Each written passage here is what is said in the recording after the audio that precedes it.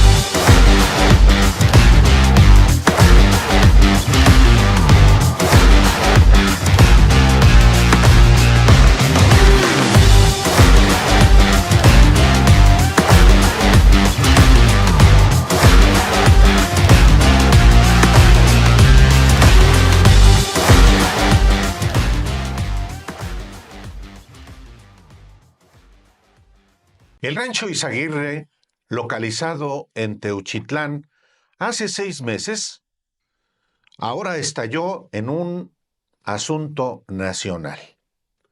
Hace 6 meses, la Guardia Nacional hizo el hallazgo de este rancho, un campo de entrenamiento, presuntamente un campo de entrenamiento, presuntamente un lugar donde se adiestraba y supuestamente también se asesinaba personas, que se ha vuelto un tema nacional a partir de presunciones y a partir también de muchas dudas que hay en torno a él. Por supuesto, sin embargo, hemos investigado este tema y un trabajo que le presentamos el día de hoy en 7 días, en este espacio donde presentamos el resultado de los trabajos de investigación de las compañeras y compañeros de Sin embargo, también nos ocupamos de ello. Obed, han pasado 6 meses desde el hallazgo, pero el asunto estalló realmente a partir de que el grupo Guerreros Buscadores de Jalisco entró y encontró algunas evidencias que ya no existen más. Así es, tú puedes aún ver el comunicado de prensa disponible de la Guardia Nacional fechado en septiembre de 2024. Es importante establecer que la Guardia Nacional es la autoridad que llega al lugar, hace las detenciones y, digamos, asegura el predio. Ellos ya no quedan en resguardo de él, sino que pues, al no tener competencias investigadoras lo pasan a la fiscalía y dicen que al presumir que no había ningún tipo de indicio de delito federal es que queda ya, digamos, bajo manos de la Fiscalía de Jalisco, que, pues así como lo recibió, parece que pues, no hizo nada. No, no solamente no hizo nada, Hasta le robaron. se robaron 3 vehículos que fueron encontrados por la Guardia Nacional. ¿Qué pasó con esos 10 detenidos efectivamente que hubo? Una persona que estaba muerta.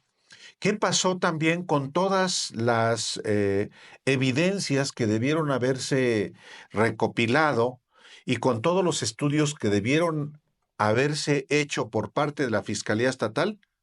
No se sabe, lo dijo el propio fiscal general de la República, pero antes quizá convenga ver este trabajo, Obed, sobre pues el tema de este rancho Izaguirre que se convierte efectivamente en el epicentro de un escándalo nacional.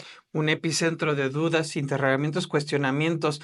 Al existir 6 meses de mutismo con respecto a lo que ahí sucedía y de repente darse a conocer que había prenda, ropa y eso, evidentemente personas que buscan cualquier vestigio o rastro de sus familias acuden ahí y se ha vuelto un centro de dudas porque dudas que no han aclarado las autoridades, dudas que tienen auténticamente los familiares de desaparecidos y dudas pues de qué sucedió en este lapso. Y de hecho ahí fueron nuestros compañeros Romina Gándara y Cris Rodríguez, estuvieron ahí y prepararon este reportaje. Vamos a verlo. ¿Qué tal, amigos de Sin embargo? Nos encontramos ya en el interior del rancho Izaguirre en Teuchitlán, Jalisco.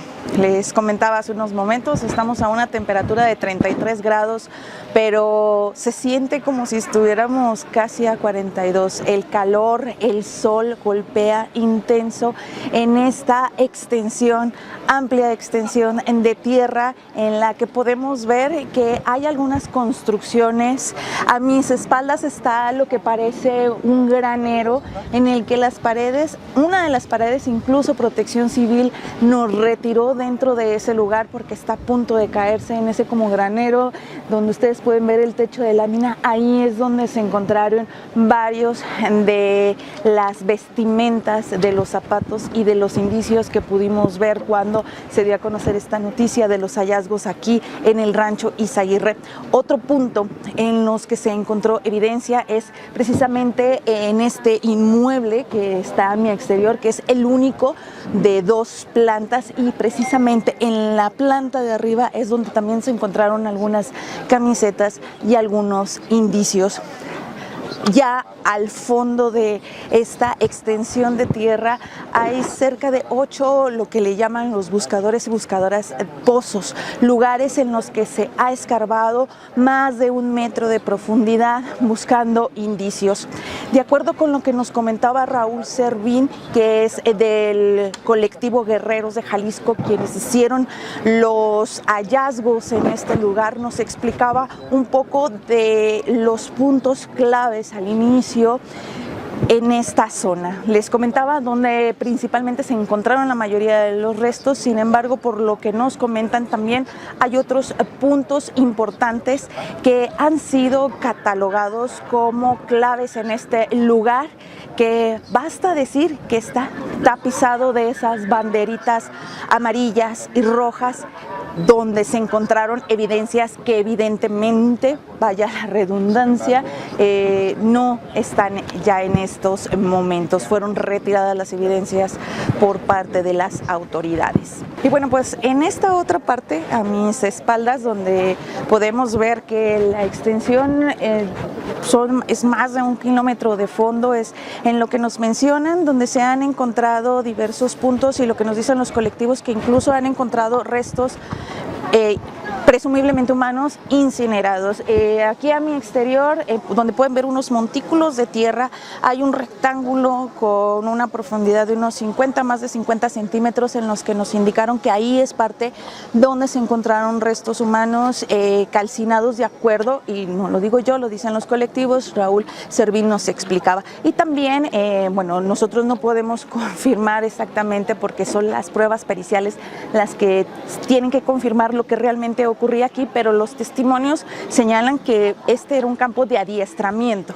Es importante destacar adiestramiento, y también los colectivos están pidiendo que se investigue y se analice a profundidad aquella zona donde están unas llantas blancas, porque han recibido información que ahí también pudiera haber personas o encontrar restos. Y también en esta otra parte donde están las palmeras y donde están unos troncos, cortados mencionan por parte de los testimonios que esta también era una de las partes en las que recibían el adiestramiento más duro, los dejaban en horas al sol. El sol no es bondadoso en este lugar, pero bueno, pues vamos a continuación precisamente a ver parte de las entrevistas de algunos de los integrantes de los colectivos en este lugar, que desafortunadamente, en lo que corresponde a los colectivos, muestran un sentimiento de dolor, mucha incertidumbre por lo que realmente ocurrió aquí, muchas exigencias de respuestas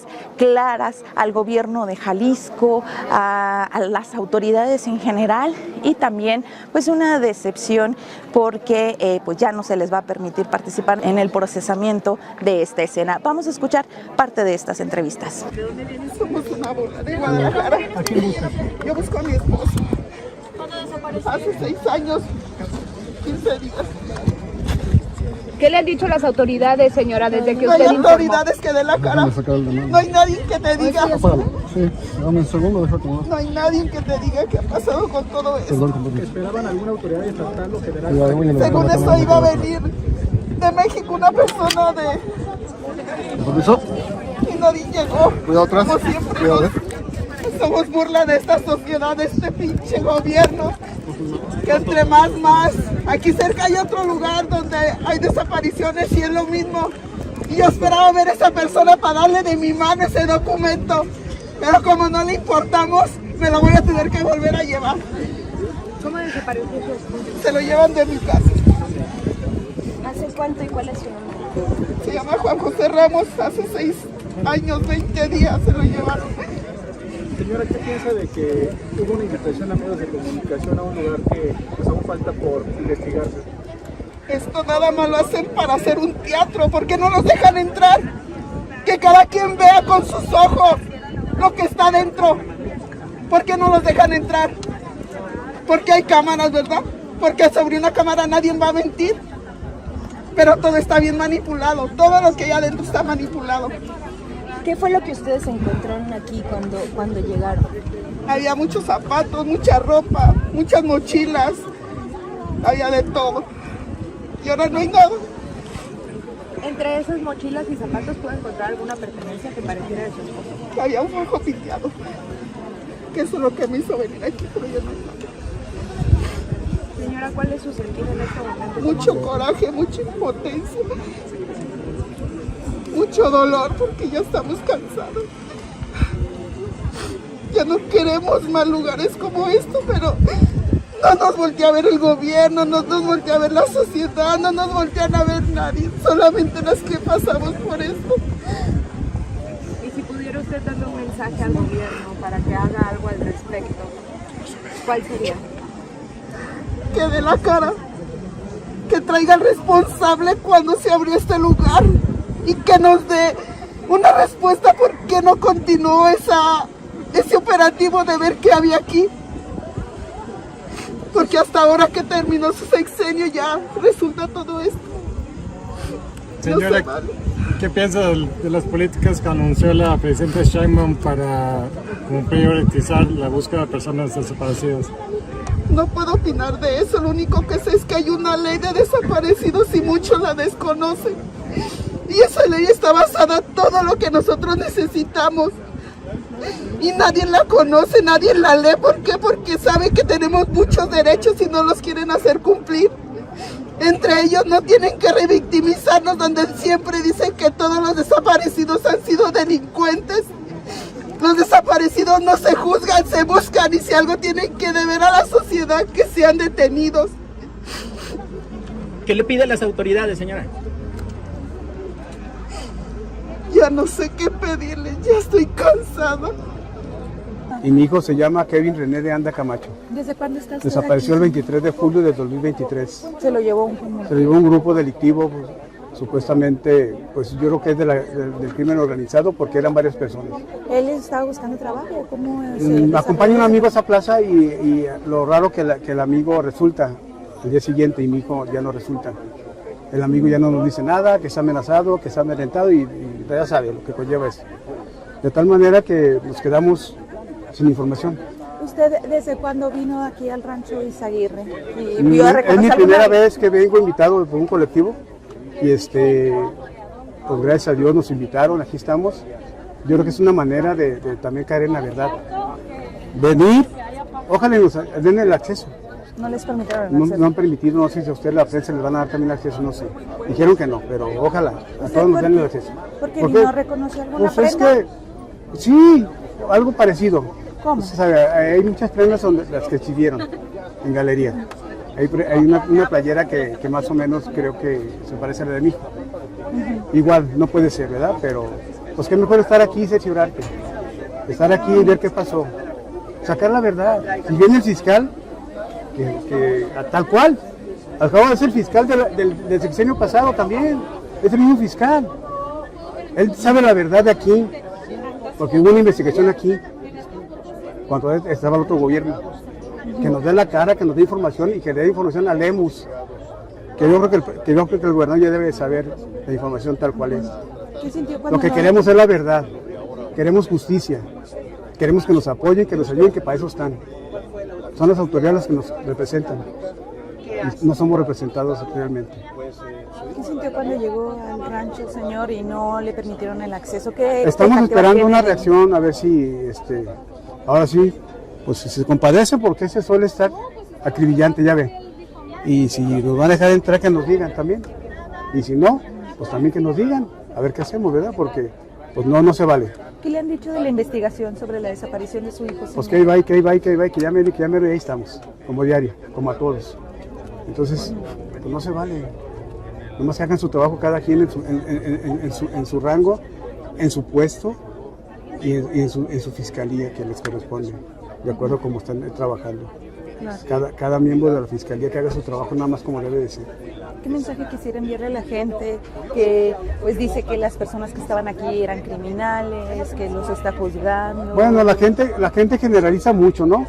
La gente generaliza mucho porque dicen que andaba mal, que esto y que el otro, pero como usted ha sabido, los han enganchado con entrevistas de trabajo, a muchos los engancharon y aquí los trajeron supuestamente.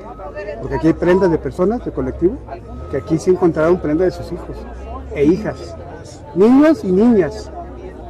Oiga, entonces, ¿qué quiere decir que quién manda aquí en Jalisco? ¿Los otros? ¿O los que estamos pidiendo, los que están en el gobierno? ¿Por qué hacen tanta crueldad, tanta delincuencia en Jalisco? Pareciera que no hubiera gobierno. Parece que estamos solos. Ahí estamos clamando justicia, pidiendo datos para sacar la verdad. Estamos para contribuir, agarrarnos de la mano y luchar juntos. No para que nos hagan a un lado y nos quieran hacer lo que quieren. Claro. Nos quieran informar lo que quieren, cuando a veces no es la verdad. Ahí estamos buscando la verdad. A eso vine, a asesorarme por mis propios ojos. Sí, nosotros ingresamos aquí y pues fuimos las que dimos con... El 11 de enero. El 11 de enero estuvimos aquí, fuimos los que vimos pues, las prendas, que ahorita ya no hay nada.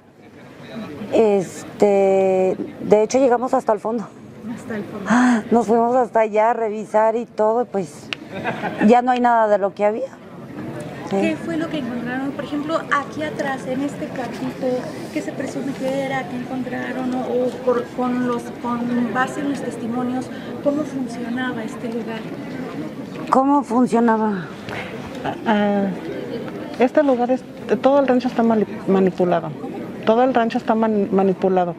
Todo no está tal como lo vimos nosotros. Empezando por esta cocina, que el refrigerador está movido en primer lugar, medio desordenado, no hay platos, estaba un altar, estaba un caso aquí, o sea, todo una está... mesa con una pincita de mujer. Ajá. ¿Esa cuchara que está por ahí? Sí, también todo eso estaba acá adentro. De hecho, aquí estaba un caso grande, pero ya no se ve el caso. No sé dónde lo dejaría. ¿Y esa leña, ese escollín aquí qué se presume? Ahí era cocina. Esto de aquí era cocina. ¿Normal? Con leña. Con leña. Y en esas llantas, ¿por qué es importante esas llantas? Porque ahí es donde los ponían a hacer sus, ¿cómo se llama, Rosy? Entrenamientos. Pues a correr, Híjole, pues había hasta de estas, ¿cómo se llaman cuando tiran? Francotiradores. Francotiradores también. Vimos que hay balazos en la entrada, ¿no? Sí. Grandes. Y en las bardas hay también. Sí, todo eso es lo que nosotros vimos desde un principio que vinimos el 11 de enero. De hecho, esas bodegas eran un desorden de ropa y ahorita ya no hay nada. 100% está diferente todo, a como nosotros encontramos. Nada que ver. ¿Desde cuándo creen que ustedes que manipularon este lugar? Pues cuando el gobierno se encerró aquí. Desde que se encerró fue cuando vi que entraron. Que entraron. Fue el 5, ¿no? Pues fue cuando ya cerraron las puertas para el colectivo, que fue de Guerreros. Ya. El 5 de marzo. Creo que sí fue cuando ya no. Según ya estaba resguardado, pero pues no había nadie cuando nosotros entramos. Y ya después que los de Guerreros pues fueron los que creo que escarbaron, ¿verdad? Ya ellos escarbaron. Ya ellos escarbaron, fue cuando ya cerraron y ya se posicionó la fiscalía. ¿Qué mensaje quisieran enviar ustedes a raíz de pues, todo lo que se ha mencionado acerca de este lugar, las dudas que se han generado y en general qué mensaje quisieran enviar? En general, ¿qué mensaje? Pues, ¿qué queremos nosotros? Encontrar a nuestros hijos es lo que queremos, pero en vida no en esta situación. Y pues igual que no tapen lo que pues ya se ha visto y hemos visto nosotros. ¿Han hecho algo las autoridades? En total, ¿cuántas evidencias se encontraron aquí? Hoy ninguna, porque no hay evidencias de nada. Ya no hay. Esto es una mala olla. Esto es una burla para todos los colectivos. O sea, porque nos querían meter de 20 en 20.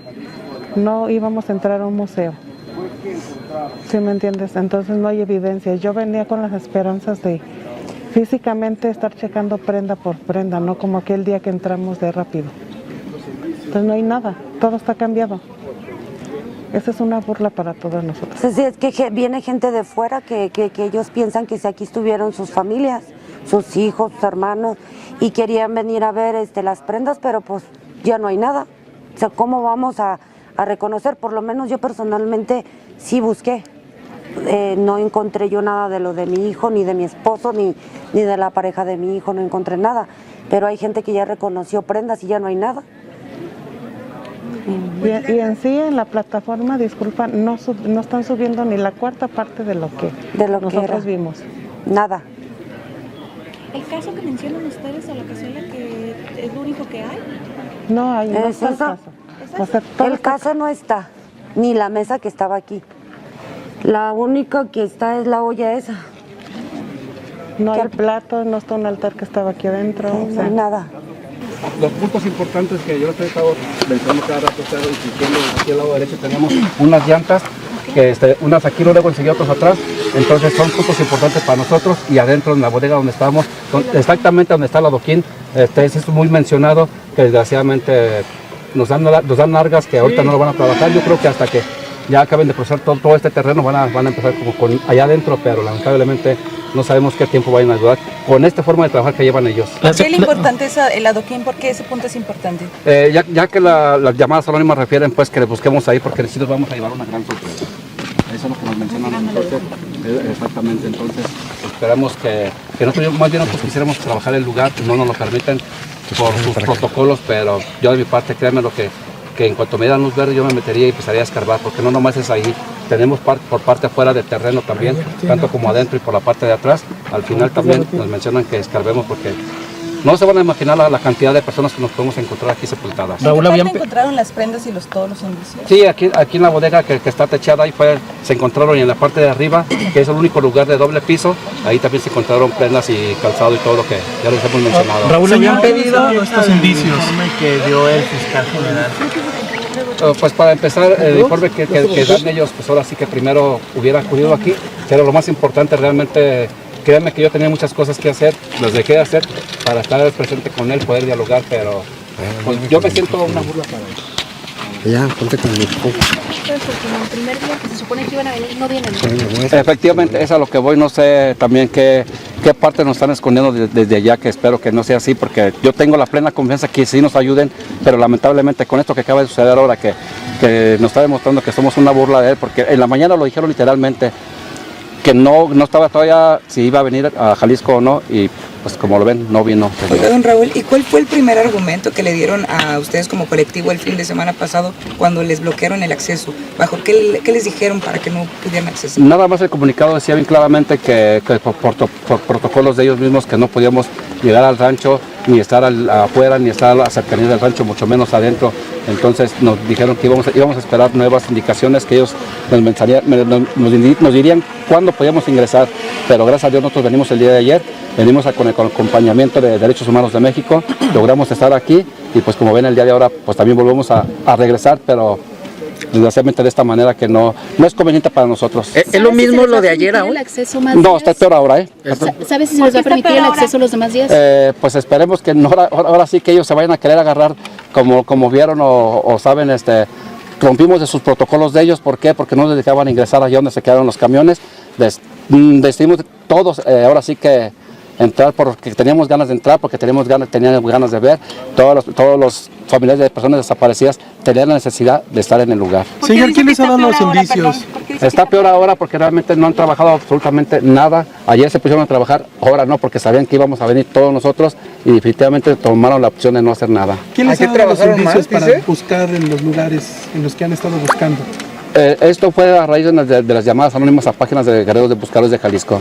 ¿Cree que estemos ante una fabricación de una verdad histórica para dar carpetazo a lo que es el rancho Izarra? Pues a lo mejor eso se pretende, pero que menos vamos a luchar para que no sea un carpetazo, porque lamentablemente digo, aquí no podemos dejar a todas las personas que están sepultadas, porque no estamos... ¿La denuncia de NH?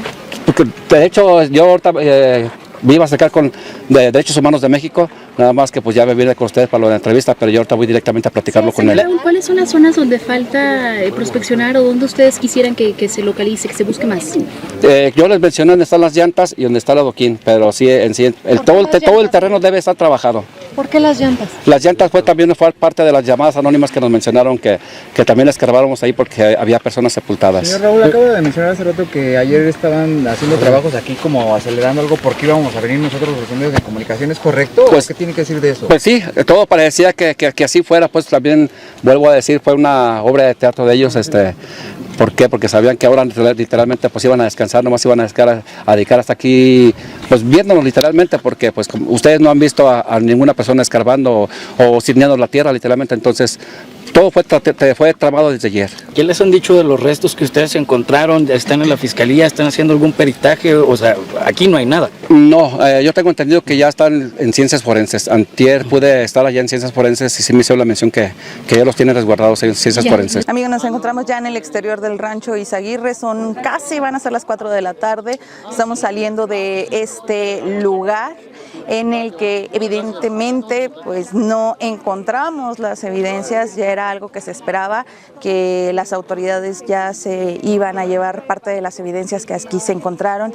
Todo o gran parte de este rancho está colocado con decenas y centenas de estas banderitas amarillas y rojas con la evidencia. Son 8 pozos de casi 1 metro de profundidad en los que se ha escarbado en el lugar y se encontró evidencia. Lo que pudimos percibir en este lugar es una gran molestia por parte de los colectivos de búsqueda. Muchas de las madres señalan que la escena ya no está igual, ellas consideran que está manipulado, falta mucho de lo que encontraron y también hay molestia porque ya no les permiten procesar ni entrar o les permiten la entrada como estos tours turísticos de 10 en 10 o de 20 en 20 y por 10 o 15 minutos. Finalmente, pues en este lugar quedan muchísimas preguntas aún por resolverse con respecto a el tema, mientras que familiares de personas desaparecidas siguen llegando a este lugar con la esperanza de encontrar un poco de información que los lleve hacia el hallazgo de sus seres queridos. Ese es mi reporte para Sin Embargo al Aire. Crisanto Rodríguez en la cámara y aquí su servidora Romina Gándara. Muchas gracias.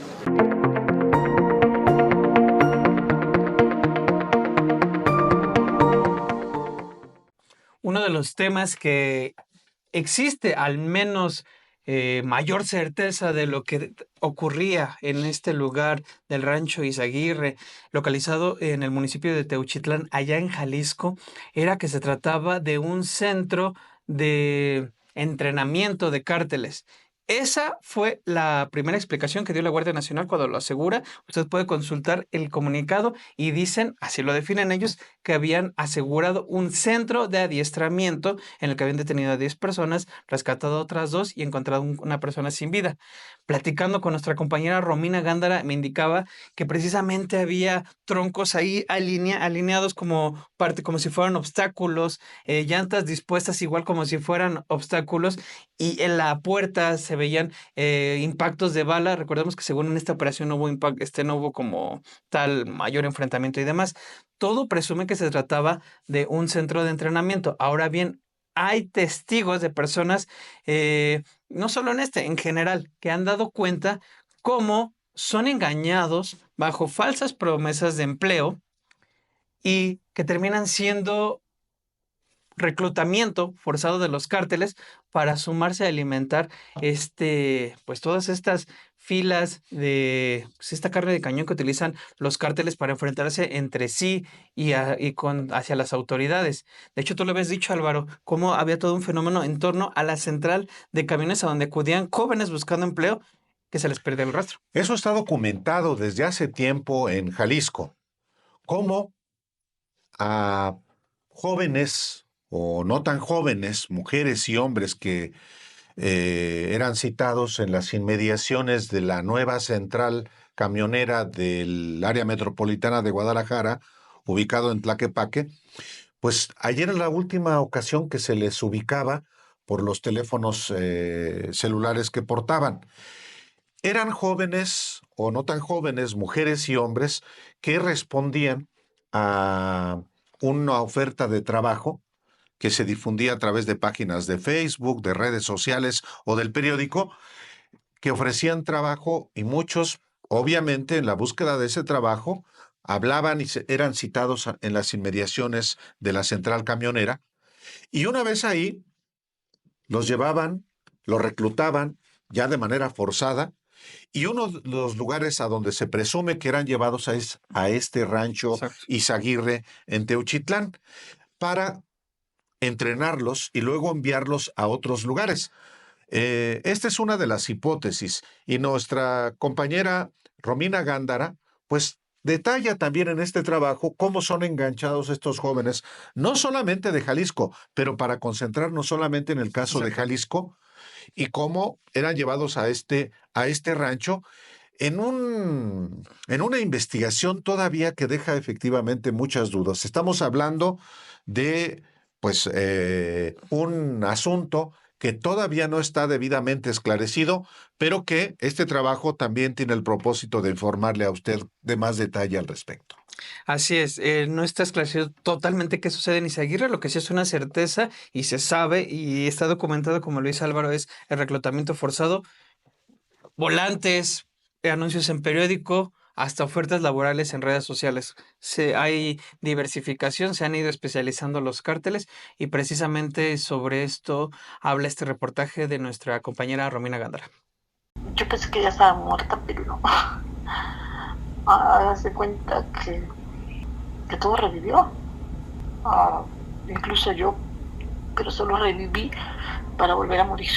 Esa es la voz de Luz Elba Hernández, madre de Brian de Jesús Hernández Gutiérrez, un joven de 17 años que cursaba el primer semestre de preparatoria y soñaba con estudiar en la escuela normal, pero su vida se truncó en abril de 2016 cuando un grupo armado lo secuestró mientras el joven esperaba una supuesta entrevista de trabajo tras leer un volante distribuido en Poza Rica, Veracruz. Brian fue arrancado de los brazos de su madre con la misma brutalidad con la que el crimen organizado ha arrebatado maltratado a miles. Su nombre desde hace años es parte de la larga lista de jóvenes desaparecidos captados por falsas promesas de empleo. Se trata de un mecanismo empleado por el crimen organizado para alimentar las filas de su frente en la guerra que hace al Estado y también a grupos antagónicos. Una de las agrupaciones que emplea este modus operandi es el Cártel Jalisco Nueva Generación, con presencia en gran parte del país y el mundo. Ricardo Ravelo, periodista especializado en crimen organizado, señaló que el Cártel de Jalisco ha recurrido al reclutamiento forzado en distintos estados, incluyendo Jalisco, Michoacán, Veracruz y Tamaulipas, y que esta práctica ha evolucionado en sus métodos, pasando de publicar anuncios de empleo en periódicos a utilizar redes sociales para atraer a sus víctimas. Estas mismas características han sido observadas en el Rancho Izaguirre en Teuchitlán, Jalisco, cuando el pasado 20 de septiembre las autoridades de la Guardia Nacional y del Estado aseguraron el predio afirmando que se trataba de un centro de adiestramiento. El reclutamiento forzado por parte del crimen organizado en México no es un fenómeno nuevo ni aislado. En Jalisco esta práctica ha sido identificada desde al menos 3 sexenios, remontándose al periodo de Aristóteles Sandoval Díaz, explicó Ana Carolina Chimiak, coordinadora del área de incidencia del Centro de Justicia para la Paz y Desarrollo, quien acompaña colectivos en Jalisco y por años han estudiado el tema de desaparición. La especialista destacó que antes del reciente hallazgo en el Rancho Izaguirre en Teuchitlán, se había encontrado otro campamento en la zona de La Vega, donde se liberaron 36 personas que habían sido reclutadas a la fuerza, pero además se han identificado campamentos en la zona de Tala, Teuchitlán, Tepatitlán y Lagos de Moreno. Tanto a nivel nacional como en el estado de Jalisco no es una situación nueva y tampoco ha sido una situación aislada. Ha sucedido a lo largo de los por lo menos 3 sexenios, partiendo por ejemplo en Jalisco del sexenio de Aristóteles Sandoval Díaz, donde se han podido encontrar, por ejemplo, los campamentos de trabajo forzado, de entrenamiento, donde ya también se ha detectado el modus operandi con las ofertas de trabajo difundidas en redes sociales, en aquel momento principalmente para labores de seguridad, de guardaespaldas, de escoltas. Sin embargo, ahora también distintas ofertas se han ampliado. En ese entonces, por ejemplo, hemos escuchado de los campamentos en la zona de Tala, también de Teuchitlán, y por ejemplo Tepatitlán, y yendo más hacia el norte del estado en, por ejemplo, Lagos de Moreno. Y por ejemplo, este año también, antes del hallazgo en el Rancho Izaguirre, Teuchitlán, en la zona de Teuchitlán, en La Vega, también fue localizado un campamento parecido de adiestramiento y también correspondiente a los grupos del crimen organizado, donde fueron liberadas 36 personas. Y como decía, estas prácticas persisten a pesar de cambio de administraciones y se han extendido también, hablando de Jalisco, a las zonas colindantes, por ejemplo, con Colima, con Michoacán, lo que nos han denunciado las familias, o incluso en las zonas colindantes con Nayarit, pero también sabemos que se han detectado este tipo de lugares, por ejemplo, en estado de Veracruz o por ejemplo, Tamaulipas. Lo que también podríamos señalar que pues estamos hablando de tanto los campamentos, pero también, por ejemplo, las casas de seguridad, donde se han encontrado personas reclutadas por el cártel para realizar ciertas labores, o por ejemplo para los llamados narcolaboratorios y las tareas referentes a la producción de drogas sintéticas.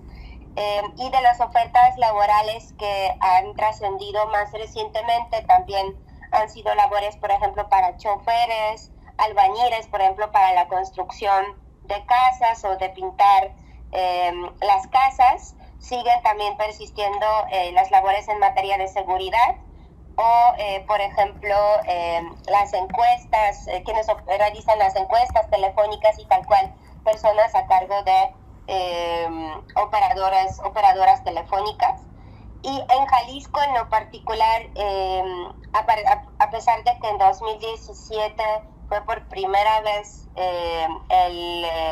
se escuchó sobre el reclutamiento forzado y las falsas ofertas de trabajo difundidas en redes sociales y los hallazgos de campamentos de trabajo forzado, en junio, julio del año pasado, este tema volvió a ser muy presente a nivel local en relación a las desapariciones ocurridas en la nueva central camionera que está entre el municipio de Tonalá y Tlaquepaque, donde, por ejemplo, uno de los colectivos Guerreros Buscadores de Jalisco ha contabilizado por lo menos 70 personas que han sido víctimas de reclutamiento forzado, que han sido enganchadas por falsas ofertas de trabajo en redes sociales y les citaron para entrevistarlas o directamente para entrar a las labores correspondientes precisamente en ese lugar. Las autoridades poco informan sobre los campamentos y centros de reclutamiento forzado. La falta de información y seguimiento por parte del Estado ha impedido documentar la magnitud del problema. No existen diagnósticos o informes de análisis de contexto que permitan dimensionar la situación. Organizaciones como la CEPAC, que dirige Ana Carolina, han denunciado que la ausencia de estrategias coordinadas entre los distintos niveles de gobierno ha impedido enfrentar el reclutamiento forzado, aunado a que la falta de medidas de protección efectivas también han contribuido al miedo de las víctimas a denunciar, pues temen represalias contra ellas y sus familias. Mucho sí es cierto que existe, porque a mí me pasó, que sí es cierto que sí existen las desapariciones por propuesta de trabajo. Claro. Sí existen porque en algún momento ellos lo han negado, han dicho que no existen, pero sí existen porque a mí me pasó.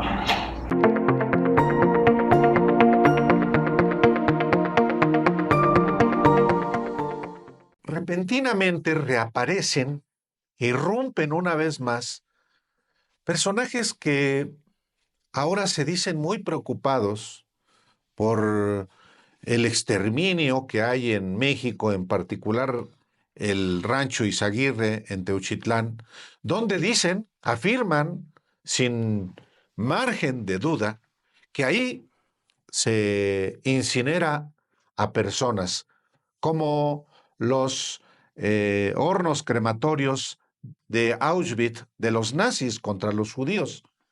Son personajes de la política, personajes que a través de sus redes sociales o en espacios supuestamente informativos hablan de lo que está pasando en este país y que cuando ellos ejercían el poder, pues no ocurría. ¿A quiénes me refiero? Pues a personajes que inclusive buscaron ser presidentes de México, como José Ángel Gurría, como Santiago Krill, como de la Madrid Cordero, Enrique de la Madrid Cordero, y otros personajes que efectivamente de pronto se desvanecieron, desaparecieron, que eran la fiesta del PRIAN y que desaparecieron. Ahora algunos de ellos irrumpen otra vez. Xóchitl Gálvez. Xóchitl Gálvez, ejemplo, ¿no? Hombre, por supuesto. Es el más claro ejemplo de cómo ahora tratan de mostrar toda una cuestión de hablar de campos de exterminio. Y digo hablar porque eso no está demostrado aún, están unas investigaciones en curso, dar golpes al pecho de todo lo que está ocurriendo ahorita, cuando ciertamente es una problemática que viene tiempo atrás. Ustedes lo comentaban ayer precisamente los periodistas con esto que ocurrió en Coahuila, en el gobierno de Humberto Moreira, hermano de Rubén Moreira, uno de estos comentadores asiduos en estos espacios opositores independientes, ¿no? Que se manejan así. Ciertamente es una cuestión que por años se rehusaron a ver y que ahora quieren ver, pero no por cuestiones humanitarias o de genuina preocupación. O de sensibilidad social, ¿no? Exacto, no, es politiquería prácticamente lo que han recurrido. Esos son los que salen, porque también recordemos que hace un año, Álvaro, había otros personajes que querían ser presidenciables y que ahora están a salto de mata, dígase Silvano Aureoles o Francisco García Cabeza de Vaca. Tal cual, dos ejemplos de dos fugitivos actualmente y que buscaban ser candidatos a la presidencia de la República.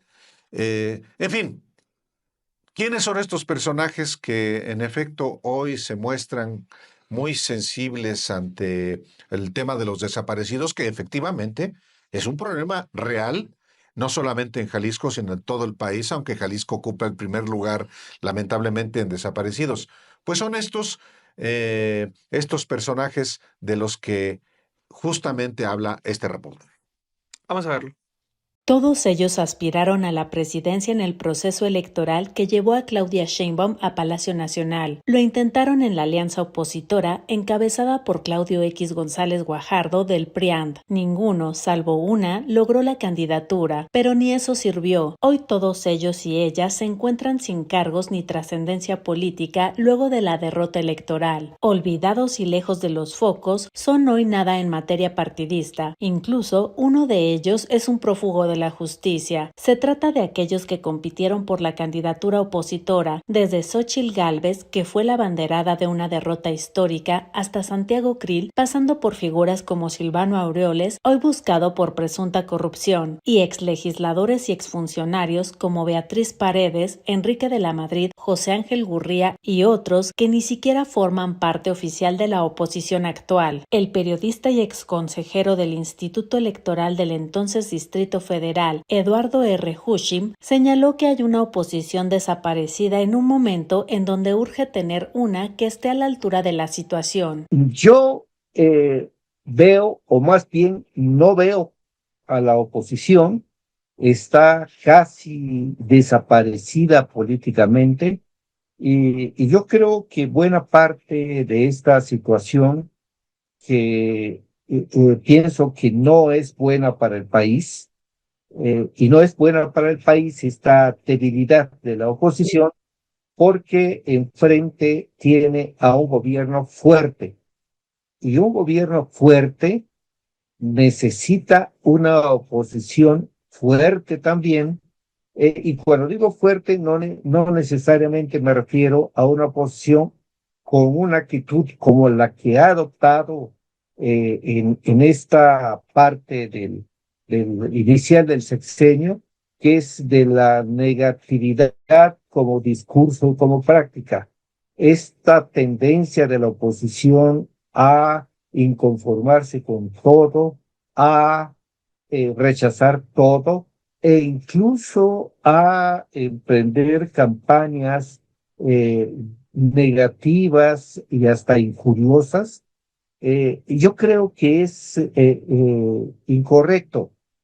Y es incorrecto no porque critique desde luego al gobierno, mal haría en no hacerlo, pero es obvio que para la mayor parte del electorado, el gobierno, en este caso la presidenta Claudia Sheinbaum, está trabajando bien, está afrontando problemas como el que representa Donald Trump de una manera patriótica y exitosa.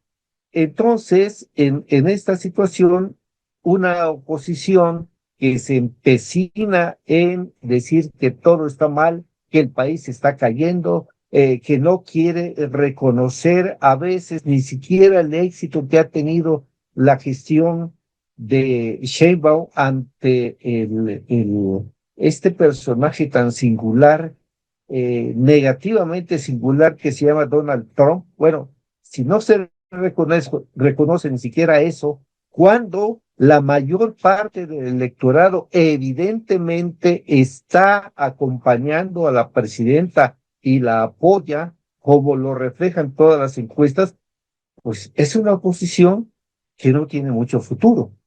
Eso es lo que yo veo, y yo creo también que esta postura de negatividad, de ataque continuo contra todo, ya probó su fracaso en las urnas. Entonces, Es obvio que la oposición tiene que cambiar de discurso, tiene que negociar de una manera inteligente y tiene sí que aportar para mejorar por ejemplo, en el Congreso, para mejorar las cosas que Morena y sus aliados están planteando, generalmente de buena fe.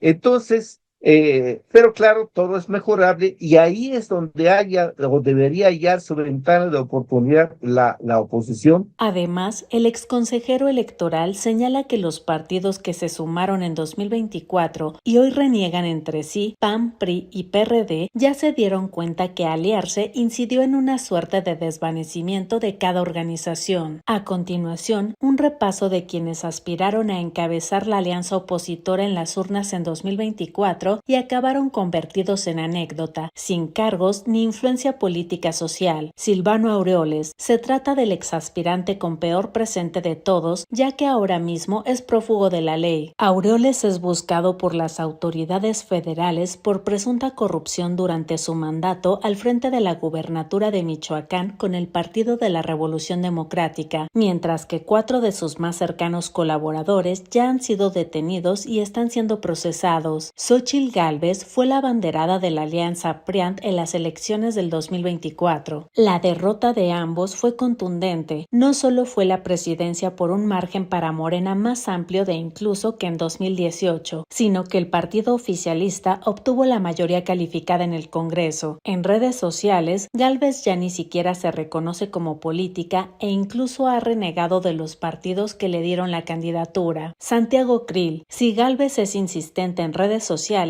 el exaspirante presidencial Santiago Krill ni siquiera usa ese espacio para mantenerse activo en la discusión. Su último mensaje es del 14 de octubre, 2 semanas después de la llegada de la presidenta Claudia Sheinbaum a la presidencia. Krill, que recientemente fue diputado, no participó en las últimas elecciones y ahora mismo no cuenta con ningún cargo. Beatriz Paredes, la priista, fue la última rival de Xóchitl Gálvez rumbo a la candidatura de Va por México. Aunque las preferencias de Claudio X González y de quienes lo apoyaban se inclinaron desde un principio con la exjefa delegacional de la Miguel Hidalgo en la Ciudad de México. Desde entonces, Paredes volvió a sus labores en el Senado, donde tuvo un escaño entre 2018 y 2024. En agosto pasado, ante la inminente llegada de la nueva legislatura, ya con amplias mayorías morenistas, Paredes también salió de la escena pública y se quedó sin ningún cargo. Sus mensajes en redes sociales se dedican a dar pésames a amigos, expolíticos y otras figuras. Enrique de la Madrid. En diciembre, hace unos meses apenas, el hijo del expresidente renunció al PRI para buscar mejores horizontes. El ahora independiente agradeció a la bancada tricolor por darle la oportunidad de servir a México, luego de fungir como secretario de Estado, legislador y otros sectores de la academia y el sector privado en los últimos años. Se le ha visto con Ricardo Salinas Pliego en reuniones públicas de expolíticos. José Ángel Gurría, hoy en día es presidente de la organización francesa Foro de París sobre la Paz y codirige otra, el Foro de Información y Democracia. Ildefonso Guajardo, hoy en día se dedica a comentar la actualidad política del país, sobre todo a partir de las amenazas de Trump en sus redes sociales y en diversos medios de comunicación y programas de YouTube de derecha. No tiene un cargo oficial.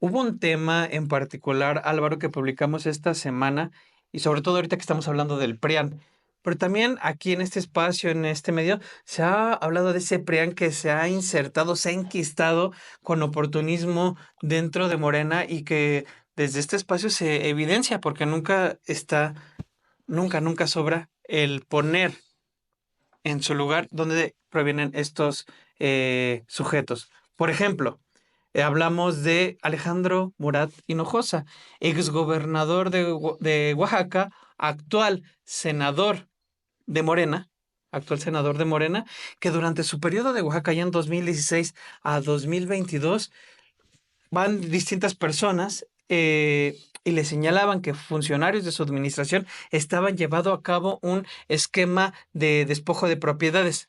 ¿Sabes qué pasó? Es muy fácil adivinarlo. Nada. No, sí pasó algo, además de nada. Lo que pasó es que Alejandro Murat se afilió a Morena, se convirtió en senador de Morena y a pesar de que, por ejemplo, además de ser gobernador, fue director del ISSSTE, pues está muy campante. Es un reportaje que publicamos en Sin embargo MX, justamente sobre cómo, siendo gobernador de Oaxaca, Alejandro Murat, miles de personas perdieron sus propiedades. Es un reportaje que le presentamos también aquí en 7 días, que es muy importante que se conozca de manera amplia, porque, pues sí, los conversos como Alejandro Murat tienen también expedientes ocultos. Totalmente, y es importante siempre tenerlo presente y sobre todo ver cómo es la manera en la que hacen caso omiso ante casos como estos de despojo que evidentemente afectan a las familias, a las personas, a cualquiera. Vayamos a ver este reportaje de nuestra compañera Dulce Olvera. El entonces gobernador priista de Oaxaca, Alejandro Murat Hinojosa, hoy militante de Morena, tuvo acceso a documentos que señalaban a funcionarios públicos de su administración de despojo de propiedades con el apoyo de jueces de distrito. Como gobernador, Murat se comprometió a que se investigaría y habría sanciones, pero solo nos tomó el pelo, compartieron los hermanos Gómez con Sati, 3 de las miles de víctimas de esta red. De marzo de 2021 a julio de 2022, los últimos 2 años del gobierno de Murat Hinojosa, se acumularon 1,467 carpetas de investigación por despojo de propiedades en Oaxaca, de acuerdo con el entonces subsecretario de Seguridad Federal, Ricardo Mejía. En una entidad donde este delito se ha acelerado en el marco de la gentrificación del centro histórico y la zona de playas, el 14% de estos casos está relacionado con notarios públicos que avalan documentos falsos. Uno de los involucrados, señalan los hermanos, es Jorge Alberto Melo Gómez, notario público 135, actualmente residiendo en Italia. La Fiscalía de Oaxaca, bajo la gestión del fiscal Bernardo Rodríguez, no ha solicitado su extradición pese a las carpetas de investigación existentes, pero en esta red de despojos también participan funcionarios del Registro Civil, del Registro de la Propiedad y del Instituto Catastral de Oaxaca, así como jueces de distrito. Este febrero, un periodista le recordó el caso a la presidenta Claudia Sheinbaum y le dejó unos documentos sobre el caso de un despojo de 5 hectáreas en Tlacolula, Oaxaca. Le das el caso aquí a Adriana para que podamos revisarlo, respondió la presidenta. Los hermanos Gómez con Sati hicieron lo propio con el entonces gobernador Murat sobre su caso que inició en 2020. Los documentos le mostraron que la red de despojo había alterado desde el registro civil y el registro público de la propiedad estatal las identidades de los hermanos para apoderarse de sus propiedades en el centro histórico de Oaxaca. Tuvimos oportunidad en finales del sexenio de la administración pasada de exponérselo con prueba en mano al entonces gobernador y ahora senador. En esa reunión, el entonces gobernador, viéndonos a la cara y enfrente de todo su gabinete, afirmó que la persona que había falsificado esos documentos desde el registro civil, es decir, sus servidores públicos, tenían que estar en la cárcel, que no era posible una bajeza de ese tamaño. Y pues simplemente hoy, a 4 años de haber emprendido esta lucha, pues no hay ni un solo servidor público en la cárcel, no hay ninguna persona particular de las que se beneficiaron en la cárcel. Otro caso que derivó en homicidio para culminar el delito de despojo es el del magistrado del Tribunal de Justicia Administrativa de Oaxaca, Enrique N., quien fue asesinado el 13 de septiembre de 2021, de acuerdo con el subsecretario Ricardo Mejía. Sin embargo, el ahora senador Alejandro Murat terminó su gobierno en noviembre de 2022 y tras no lograr ser el candidato presidencial del PRI en 2024, se acercó a la denominada Cuarta Transformación organización y hoy milita en Morena. Ante los señalamientos, el expriista Murat dijo recientemente a la prensa: "No tengan la piel tan delgada, no me preocupa nada, mi trayectoria habla por mí mismo. A mí me han tratado de poca madre aquí en Morena y para atrás ni para agarrar vuelito, así que no se me hagan bolas". Hervé Gómez envió un mensaje a la presidenta Claudia Sheinbaum, que pertenece al movimiento que le abrió las puertas al expriista Alejandro Murat. También quise hacer un llamado a, a la presidenta, ¿no? A la presidenta Claudia Sheinbaum, que voltee a ver qué es lo que está sucediendo en el sur, que voltee a ver qué es lo que hicieron estos personajes y que repiense quiénes son los que están integrando su equipo. Porque ese tipo de personajes realmente no pueden, no pueden seguir viviendo de la impunidad y del pueblo que gobernaron.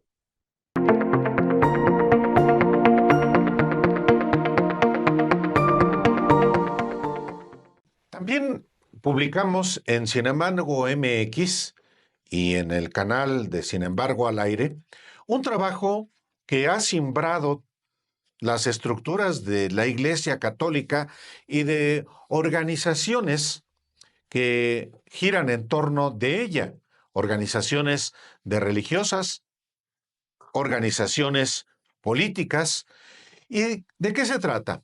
Bueno, es un asunto que tiene que ver cómo la organización secreta El Yunque está orquestando, está llevando a cabo un proyecto para que uno de sus integrantes, el rector de la Universidad Popular Autónoma del Estado de Puebla, una universidad fundada en 1973 por El Yunque, se apodere de las universidades católicas del mundo. Emilio Baños Urquijo, rector de la UPAEP, es el candidato de la extrema derecha para presidir las universidades católicas de América Latina. Y un personaje que costarricense es el candidato de esta organización de extrema derecha para que presida la Organización Internacional de Universidades Católicas. En un reportaje publicado bajo mi firma en Sin embargo, se presentan las evidencias de esta trama que, por supuesto, contradice la teología progresista que ha impulsado el Papa Francisco, que aprovechando que está convaleciente y que se aproxima el fin de su pontificado, pues está esta organización secreta operando, fíjese qué delicado, a través de quien encabeza un organismo del propio Vaticano, la Secretaría de la Pontificia Comisión para América Latina, que preside otro mexicano, Rodrigo Guerra López, viejo militante de El Yunque, y otros organismos como la Academia de Líderes Católicos, presidido por un italiano, que por cierto mandó una carta para exonerar a Rodrigo Guerra López de esta trama. Y este personaje que va a recibir el doctorado honoris causa en la UPAEP, me refiero al político italiano Rocco Buttiglione, dice que nada tiene que ver Rodrigo Guerra en esta trama, quizá porque quiere lavarle la cara, pero este hombre es un personaje que conoce perfectamente a los líderes de la organización del Yunque. Desde el 2008 ha participado en acciones de el Yunque con Guillermo Velasco Arzac, en aquel momento jefe general de la organización secreta, es consuegro de Francisco Javier Salazar Sáenz, cuyo seudónimo es Capablanca.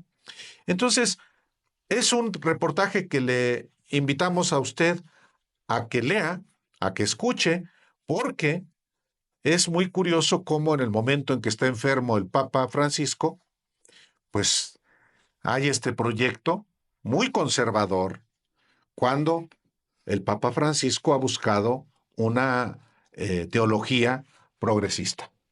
Hay un personaje que yo leía en estas relaciones que siempre estableces en los vínculos, las familiaridades, y uno que saltaba ahí a la luz de todo esto, es como quienes se reunieron en su momento con Guerra López, estaba Margarita Zavala, por Sí. ejemplo, la Alejandra Reynoso, que es la güera Reynoso, esta política Guanajuatense. conservadora que recibió en su momento a los de Vox en el Congreso, ¿no? Sí, efectivamente. Por eso decía yo al principio que se trata de la UPAEP, se trata de la Academia de Líderes Políticos, se trata también de esta Pontificia Comisión para América Latina, se trata también de otras estructuras y de políticos en los que se reúnen y establecen nexos como los que tú has mencionado. Dice Rocco Buttiglione que la Academia de Líderes Políticos trabaja con todas las organizaciones de diferentes signos, inclusive en algún momento ha sido tachada de izquierdista.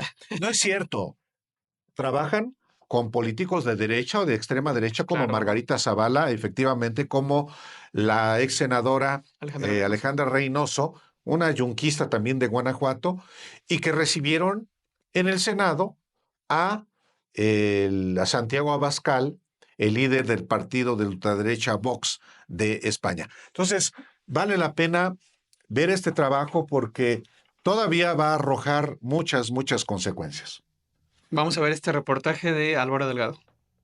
Mientras el Papa Francisco enfrenta problemas de salud y se especula sobre el fin de su pontificado progresista, desde el Vaticano se está gestando un proyecto conservador para controlar las universidades católicas a nivel mundial. Este plan está liderado por miembros de la organización ultraderechista El Yunque, entre ellos los mexicanos Rodrigo Guerra López, secretario de la Pontificia Comisión para América Latina, y Emilio Baños Ardavín, rector de la Universidad Popular Autónoma del Estado de Puebla, fundada por El Yunque. Guerra López y Baños Ardavín están vinculados a organizaciones y figuras de ultraderecha como la Academia de Líderes Católicos, presidida por el político italiano Rocco Buttiglione, y la Red de Acción Ética Política, dirigida por Bernardo Ursúa. Estos grupos buscan consolidar su influencia en las universidades católicas, con Baños Ardavín como candidato a presidir la Organización de Universidades Católicas de América Latina y el Caribe, y el costarricense Fernando Sánchez Campos como aspirante a la Federación Internacional de Universidades Católicas. El plan se definió en un encuentro internacional en Puebla en septiembre de 2023, donde Baños Ardavín, Sánchez Campos y Buttiglione dictaron ponencias magistrales. Bernardo Ardavín Migoni, jerarca de El Yunque y tío de Baños Ardavín, supervisó las negociaciones desde las sombras. Este proyecto busca expandir la influencia de El Yunque en la educación católica global, aprovechando las posiciones estratégicas de sus miembros en instituciones clave. Aunque Guerra López negó su participación en el proyecto y su pertenencia a El Yunque, su historial sugiere lo contrario. En 2021, comparó al presidente mexicano Andrés Manuel López Obrador con Jair Bolsonaro, calificándolos como hermanos gemelos en su neopopulismo. Además, organizó un Congreso Internacional de Políticos Católicos en 2024, financiado por la Pontificia Comisión para América Latina, al que solo invitó a figuras de derecha como Margarita Zavala y Bernardo Ursúa. Este proyecto conservador busca redefinir el rumbo de las universidades católicas, alejándolas del progresismo del Papa Francisco. Con Baños Ardavín y Sánchez Campos en posiciones clave, El Yunque y sus aliados podrían consolidar su control sobre la educación católica, lo que tendría repercusiones significativas en la teología y la política global de la Iglesia. Mientras tanto, las negociaciones de Guerra López contrastan con sus acciones pasadas, revelando una estrategia cuidadosamente orquestada para influir en el futuro de la Iglesia Católica.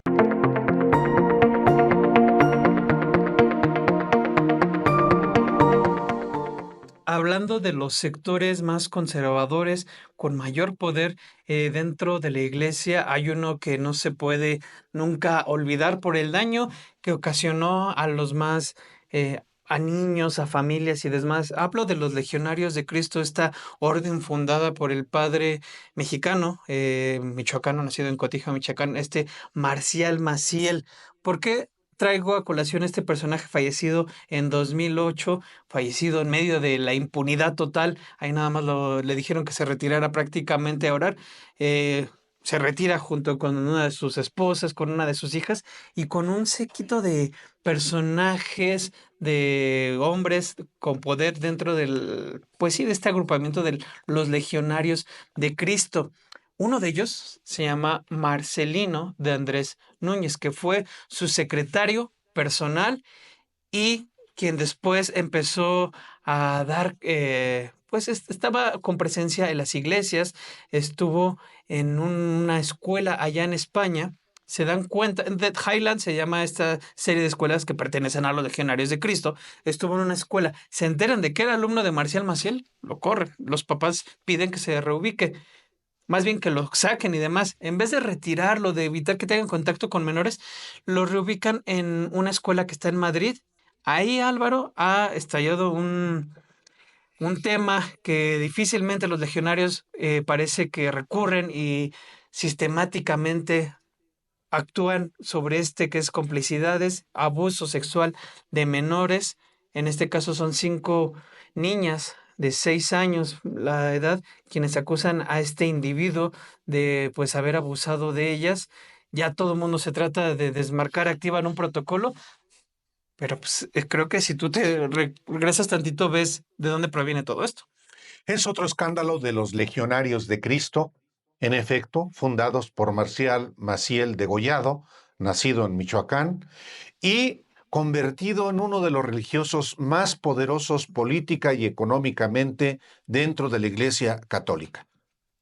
La impunidad que la Iglesia Católica, los altos mandos de la Iglesia Católica, de manera particular Juan Pablo II y Ratzinger, le otorgaron a Marcial Maciel, solo condujo a conductas como esta. Literalmente, Marcial Maciel es padre, porque tiene hijos. Ese cura, fundador de los Legionarios de Cristo, generó escuela. Entonces, y la impunidad que generó esta escuela ha hecho que personajes que fueron allegados a él, como este sujeto que ha sido ya denunciado en España por abusar de niñas en un colegio privado en Madrid, el colegio El Encinar en Madrid, España, pues es consecuencia justamente de no actuar en contra de estos criminales. Y no tengas ninguna duda, Obed, y usted que nos escucha y que nos ve, lamentablemente vamos a seguir conociendo casos como este. Pero por lo pronto, le hemos documentado aquí en Sin embargo, esta conducta criminal solapada por los jerarcas de la Iglesia Católica, una vez más, contra niñas indefensas por parte de un miserable que fue discípulo en todos los órdenes de Marcial Maciel Degollado. Tan discípulo fue que hay fotos de él cuando fallece Marcial Maciel ahí dándole un beso en la frente, acompañándolo en sus últimos momentos, pero creo que más importante de todo esto es que a él le encarga, como un tipo de albacea, que se encargue de distribuir los recursos generados, porque Marcial Maciel, además de pederasta y drogadicto y todo lo demás, era un estafador, un tipo que se hizo una fortuna y esa fortuna se la encargó a Marcelino de Andrés para que la repartiera a sus hijos. Sí, él fue el último secretario privado de Marcial Maciel, este sujeto Marcelino de Andrés, que también por fortuna ha sido ya denunciado, como deben ser denunciados muchos de los legionarios de Cristo que dominan colegios privados a lo largo del mundo y que en México siguen teniendo un enorme poder porque siguen siendo también impunes. Totalmente, Álvaro. Vayamos a ver este reportaje que les preparé para conocer un poco más sobre este sujeto y hablé precisamente para ello con Ana Luz Salazar, quien es precisamente una activista y sobreviviente de abuso por parte de otro legionario de Cristo en Quintana Roo, y que ahí identificó pues básicamente este mismo modus operandi de cómo operan estos individuos pederastas para protegerse entre ellos y simplemente pues seguir abusando de la manera en lo que se la clase. Ana Luz Salazar, que siendo una niña, padeció lo que las niñas en España Exacto. padecieron. Mismo una escuela de legionarios de Cristo. Vamos a ver este reportaje de Obed Rosas y volvemos. El cura Marcelino de Andrés Núñez, quien fue secretario privado de Marcial Maciel en sus últimos años de vida, es acusado, al igual que su mentor, de haber abusado de menores que estaban bajo su cuidado. En su caso, son al menos 5 niñas de un colegio de los Legionarios de Cristo en España que lo han denunciado por violación. Marcelino de Andrés Núñez fue una de las pocas personas que acompañó al también abusador de menores Marcial Maciel en sus últimos días en Cotija de La Paz, Michoacán, en donde vivió el destierro ordenado por el Papa Benedicto XVI, quien no inició un proceso canónico en contra del fundador de los Legionarios de Cristo y en cambio le ordenó llevar una vida de penitencia. Marcelino de Andrés fue el secretario particular, el último secretario particular de Marcial Maciel, uno de los pederastas, digamos, más pues conocidos de la Iglesia Católica, y se vuelve a evidenciar que los Legionarios de Cristo tienen este modus operandi, que no ha cambiado. E incluso que siguen resguardando pederastas bajo el cobijo de la Iglesia Católica. La institución les respalda porque la institución hace lo mismo con otras congregaciones y en otros espacios. En efecto, Marcelino de Andrés Núñez estuvo al lado de Marcial Maciel como su secretario personal. Conoció como pocos la doble vida de Maciel. En los tiempos de su estancia en Cotija, supo que Norma Baños y su hija Norma Hilda eran la pareja e hija de Marcial Maciel, quien incluso le encargó entregar un fideicomiso que les había guardado en una cuenta en el paraíso fiscal de las Bahamas, según denunció el diario El Mundo. Marcelino de Andrés Núñez nació en Segovia en 1967. Ingresó a los Legionarios de Cristo en 1980 y se ordenó como sacerdote en 1992. Su hermano José Ramón de Andrés también se formó en esta orden e incluso fue rector del Seminario de Salamanca. Marcelino ha estado en México y Brasil. Hay registros que al menos desde 2005 asistió a Marcial Maciel hasta su muerte. Incluso hay una imagen difundida por la prensa que lo muestra besando la frente del ya fallecido pederasta.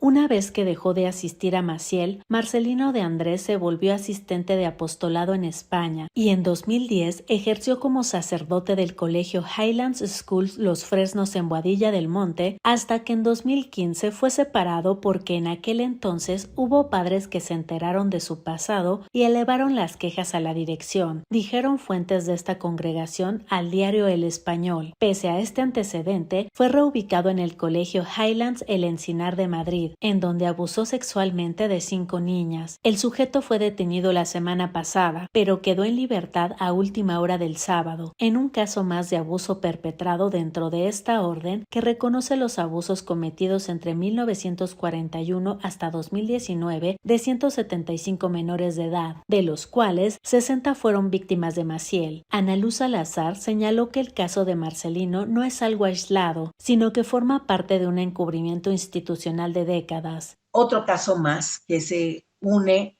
a este modus operandi delincuencial de la institución Iglesia Católica y por supuesto de la Congregación de los Legionarios de Cristo, que una vez más la fundó un pederasta, un delincuente. El director del colegio Highlands El Encinar de Madrid, el legionario Jesús de María Delgado, comunicó que Marcelino de Andrés Núñez ha quedado apartado de sus funciones mientras transcurre la investigación. Además, el colegio ha activado el protocolo de ambientes seguros, creado para prevenir abusos contra menores, para dar una respuesta inmediata. Presume el colegio una respuesta que, dados los hechos, no fue inmediata ni brindó a las víctimas un ambiente seguro. De hecho, Ana Luz Salazar ha señalado que estos ambientes seguros están certificados por Praesidium, una empresa que señala juega a favor de los legionarios, no a favor de los niños y las niñas. Hablan de los supuestos ambientes seguros que activa Praesidium dentro de las escuelas.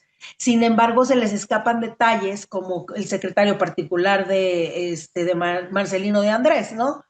Vemos que verdaderamente Praesidium juega a favor de los legionarios, no a favor de los niños y las niñas, y entonces también vemos que los legionarios utilizan estas herramientas para seguir captando gente para sus colegios, que son que están muy poblados de infancias. Praesidium asegura acreditar globalmente a organizaciones de todos los sectores que prestan servicios a los consumidores. Presume en ese sentido de prevenir los abusos y proteger a las organizaciones. En marzo de 2023, Praesidium renovó la acreditación que tenía la Congregación de los Legionarios de Cristo en España en la generación de ambientes seguros por otros 3 años.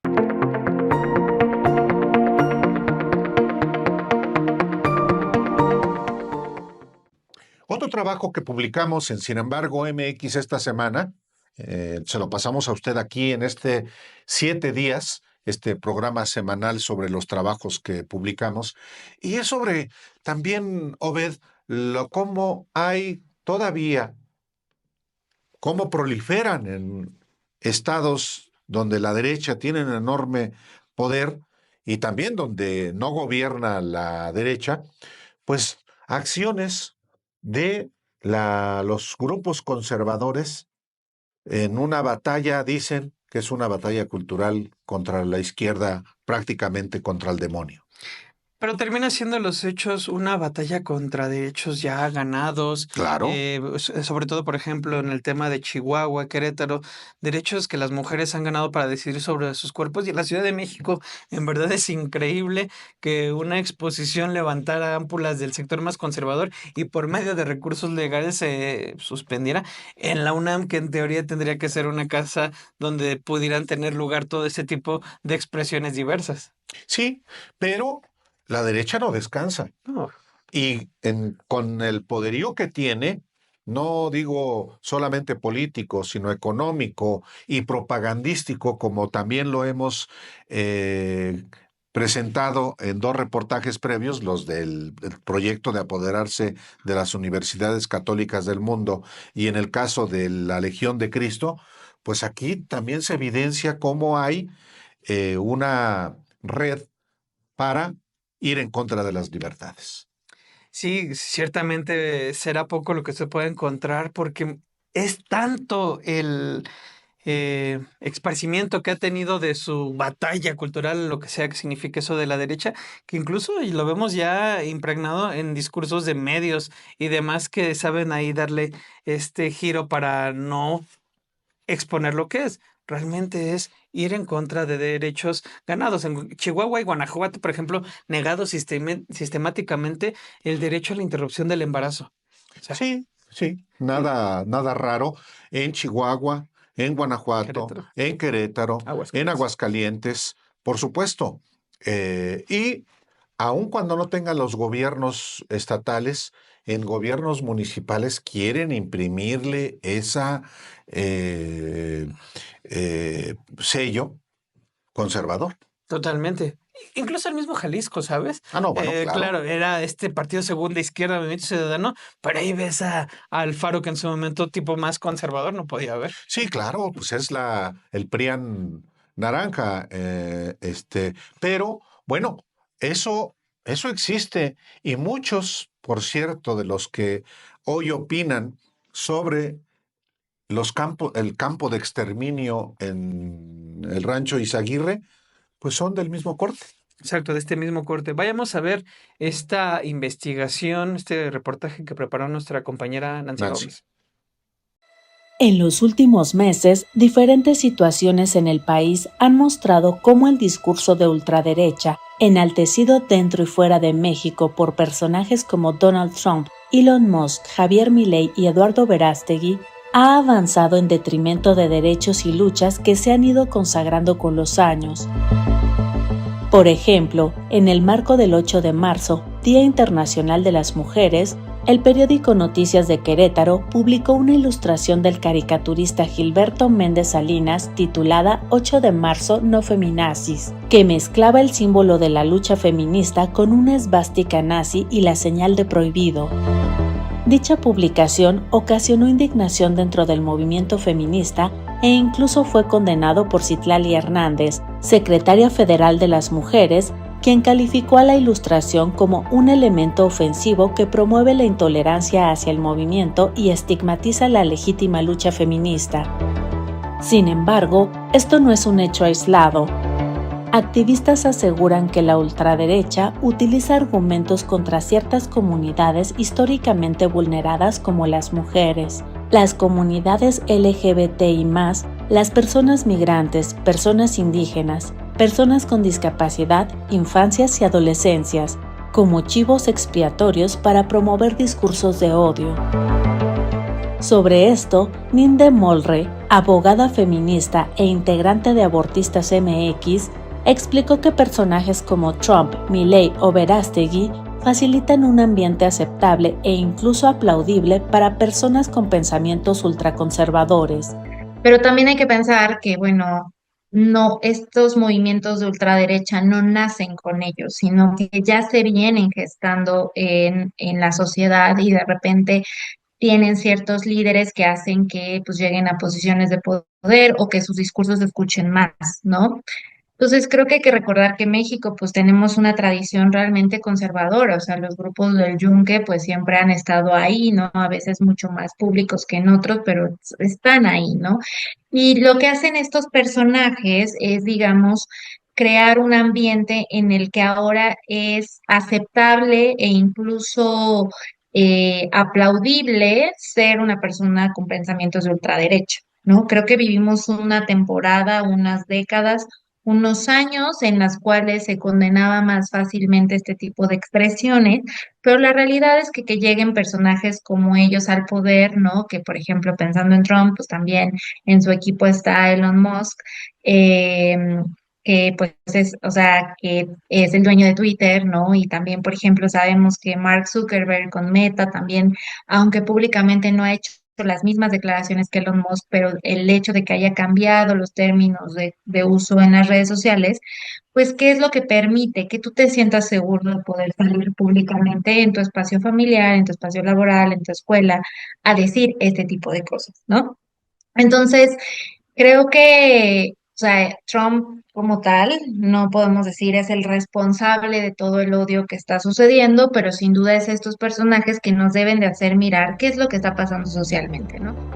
En ese mismo sentido se pronunció Jessica Marjane, abogada y consultora en igualdad y no discriminación, al decir que la extrema derecha se posiciona no solo en el discurso, sino con un proyecto de nación para instaurar dentro de la opinión pública pensamientos que buscan la anulación, obstaculización de derechos y hasta el exterminio de poblaciones.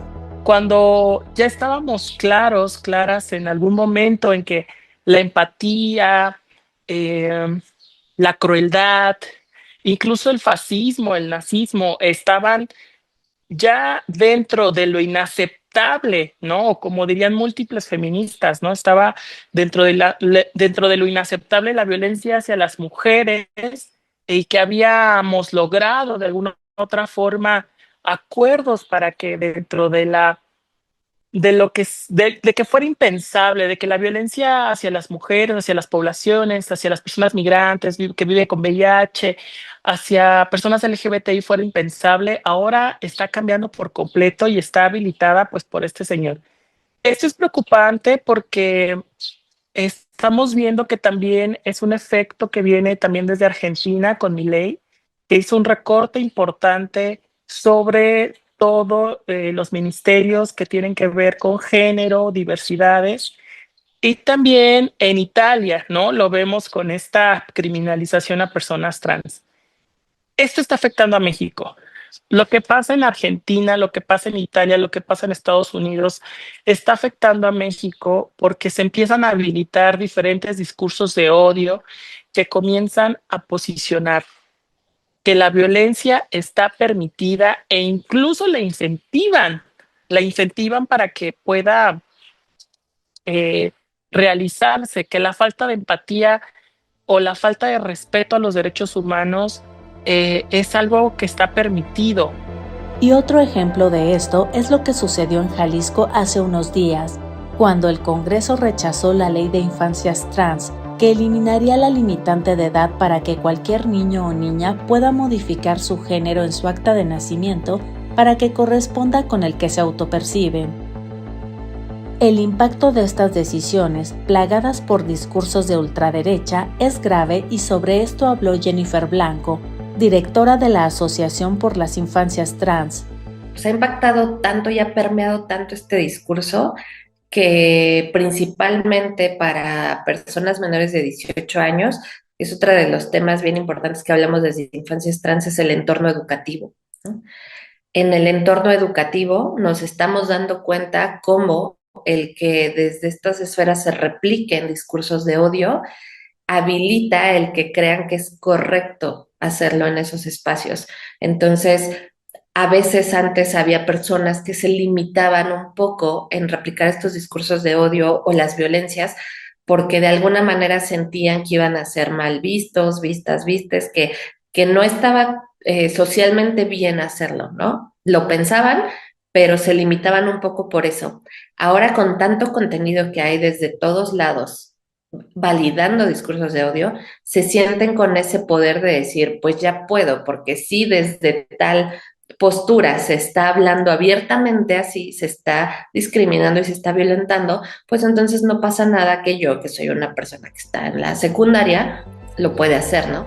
Además de reconocer que la ultraderecha va por los derechos humanos de todos y todas, no solo por los de los grupos chivos expiatorios. Creo que hay que pensar esto, o sea, si nos limitan los derechos a las mujeres y a las personas con posibilidad de gestar, a las personas migrantes, a las personas afro, racializadas, etcétera, etcétera, eso también va a tener un impacto entre nosotros. O sea, la ultraderecha no tiene, digamos, un miramiento sobre a quiénes va a atacar. O sea, solamente tiene sus intereses económicos que tiene que proteger, pero todos los demás a rajatabla nos van a atacar. Y entonces, por ejemplo, esta decisión tan celebrada de que en Jalisco no se reconociera el derecho a las infancias trans, hay que pensar, ¿no? Uno, de nuevo, no se está acatando una decisión de una Suprema Corte. Y si de repente deslegitimamos a estas instituciones, entonces, ¿quién va a tener la fuerza para poder hacer cumplir algo? O sea, el Estado de Derecho desaparece. Y dos, o sea, no estamos hablando solamente del derecho a la identidad que se tendría que respetar a las niñeces y a las adolescencias. Estamos hablando de que no se está respetando un derecho humano y entonces cualquiera de nosotros le pueden violar un derecho humano y va a ser totalmente legitimado. Sobre todo, Marjane recordó que hay discursos que matan, los de odio, los que promueve la ultraderecha, al comenzar con la anulación de derechos y opiniones que consideran que no merecen ningún tipo de reconocimiento, ningún tipo de dignidad.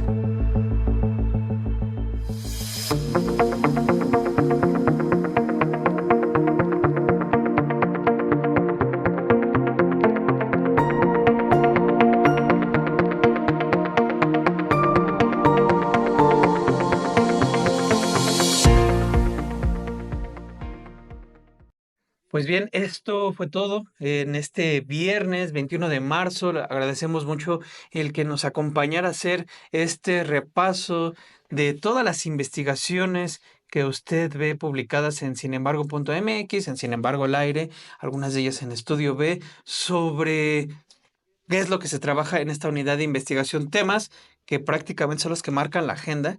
Y un poco más también es lo que agregamos nosotros. Sí, por supuesto, en este día, viernes 21 de marzo, que se conmemora el natalicio de Benito Juárez, justamente un impulsor de la separación entre los asuntos religiosos y los asuntos terrenales. Y parte del trabajo que hacemos tiene que ver, pues, con una concepción de que los asuntos espirituales deben estar separados de los asuntos terrenales. Tal cual. Pues muchas gracias por acompañarnos y nos vemos el próximo viernes 28 de marzo. Muchísimas gracias. Buenas tardes.